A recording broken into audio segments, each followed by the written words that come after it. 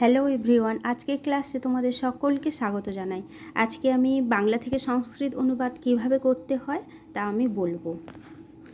দেখো, সংস্কৃত অনুবাদ করতে হলে আগে শব্দরূপ ধাতুরূপগুলো ভালোভাবে আয়ত্ত করতে হয়। শিশুগণের চর্ম কোমল, এখানে শিশুগণের র এর থাকলে ষষ্ঠী হয়, তাহলে ষষ্ঠী শিশুগণের আছে মানে বহু বচন বোঝাচ্ছে, তাহলে ষষ্ঠীর বহু বচন। শিশু শব্দটা কেমন? শিশু শব্দটা হচ্ছে সাধু শব্দের মতো।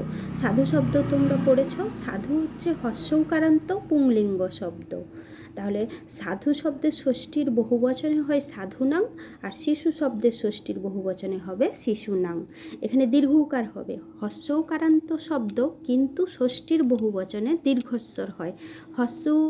দীর্ঘস্বর হচ্ছে দীর্ঘ, তাহলে শিশুনাং। শিশুনাং ত্বক কোমলা। ত্বকটা, চর্মটা হচ্ছে সংস্কৃতে ত্বক। এ শব্দটা কেমন না ত্বচ শব্দ, তয়ব চয় হসন্ত ত্বচ, কিন্তু প্রথমার এক বচনে হয় ত্বক। এই শব্দটা কেমন? বাচ শব্দ পড়েছ, বয়াকার চয় হসন্ত, বাচ মানে বাক্য, সেই বাক্যটা হচ্ছে স্ত্রীলিঙ্গ শব্দ। এই ত্বচটাও হচ্ছে ওই বাচ শব্দের মতো।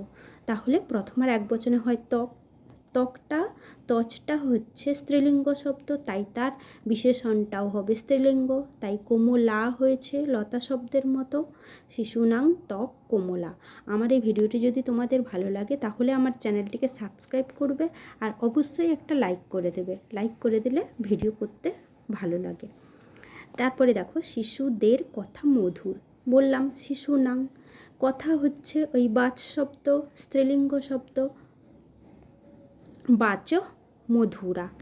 এটা হচ্ছে বহুবচনে নিয়েছি, বাক বাচৌ বাচ, প্রথমার বহুবচন, তাই তার বিশেষণটাও হবে প্রথমার বহুবচন।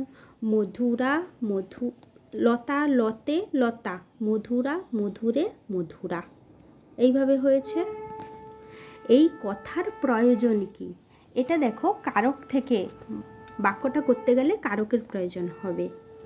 কারকের তৃতীয় বিভক্তির একটা সূত্র আছে, উন বারণ প্রয়োজনার্থৈশ্চ। উনার্থক, বারণার্থক আর প্রয়োজনার্থক শব্দের যোগে কি হয়? তৃতীয়া বিভক্তি হয়। তাহলে কথার প্রয়োজন কি? কথা, এই যে বললাম বাচ শব্দ, বাচ শব্দটা স্ত্রীলিঙ্গ, তার এখানে বললাম প্রয়োজন শব্দের যুগে তৃতীয়া বিভক্তি হবে, তাই বাচ শব্দের তৃতীয়ার এক বচনে হচ্ছে বাচা। এই হচ্ছে অনয়া, এটার যেহেতু বিশেষণ, অনয়া বাচা কিম প্রয়োজনম। পিতা পুত্রের সঙ্গে যাচ্ছে, এটাও তৃতীয়া বিভক্তির একটা সূত্র থেকে নেওয়া হয়েছে। না, সূত্রটা হচ্ছে কি, সহযুক্তে অপ্রধানে, অপ্রধান কর্তায় তৃতীয়া বিভক্তি হয়। কে যাচ্ছে? পিতা যাচ্ছে, পিতা হচ্ছে প্রধান আর পুত্র হচ্ছে অপ্রধান কর্তা।